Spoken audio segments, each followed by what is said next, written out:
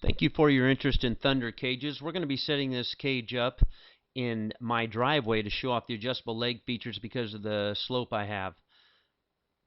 The first thing you do is figure out if you have enough room. The radius of a 20-foot hexagon is 11 foot 5 3/8, so that's where I'm holding the tape at, and I just have my assistant walk around in a circle, and I kind of can see where the cage is going to land.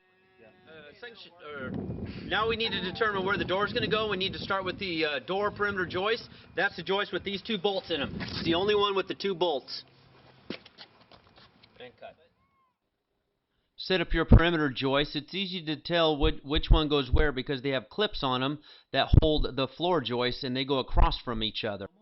Okay, the next thing we're going to set up is these foot pads with the 1-inch thick rubber matting on the bottom. So we're just going to put them in all the corners of our roughed-in perimeter joist. We've got our feet. Now we're going to put the bottom legs on. And I put this bolt to the inside. That is the adjustable set screw for set it. So you just when we level this. All right, we've got our feet in. We've got our bottom legs in. Now we're going to put the top of the legs in. Okay, now we're going to put the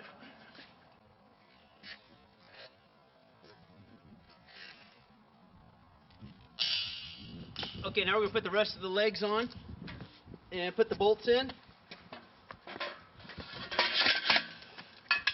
Those go right in there like that.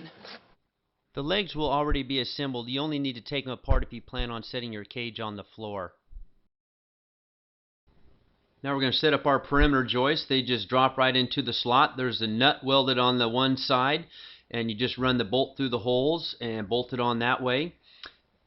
Make sure you put 2 perimeter joists on the first post.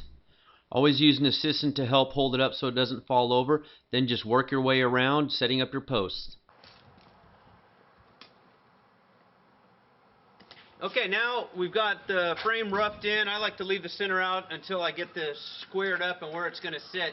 So the easiest way to do that is we'll just measure from post to post. The diameter of this thing is 22 feet 10 3/4 of an inch. So that's all we have to do is make from there to there 22 feet 10 3/4 of an inch across, and that's the face to face. Down here, Mason.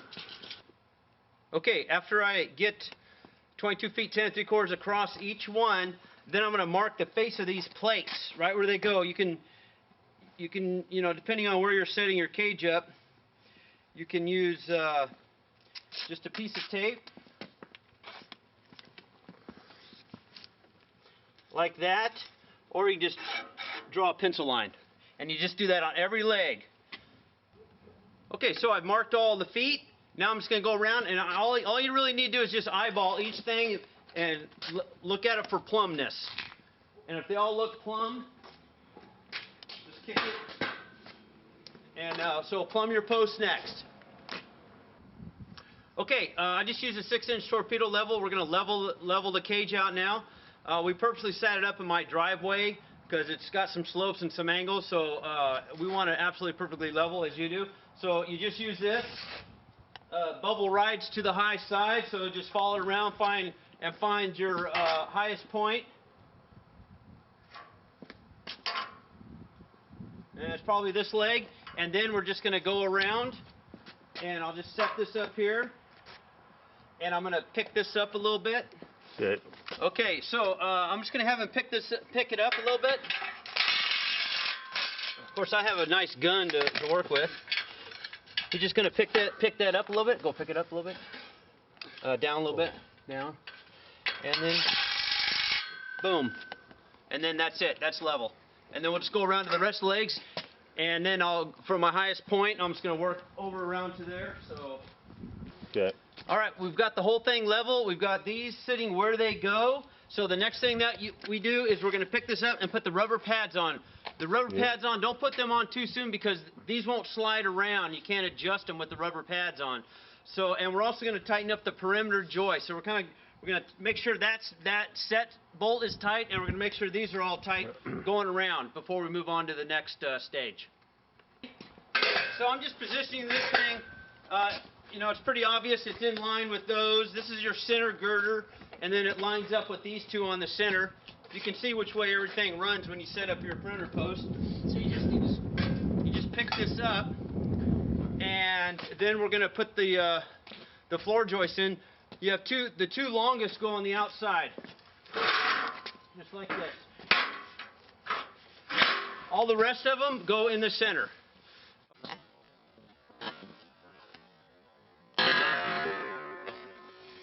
Oh.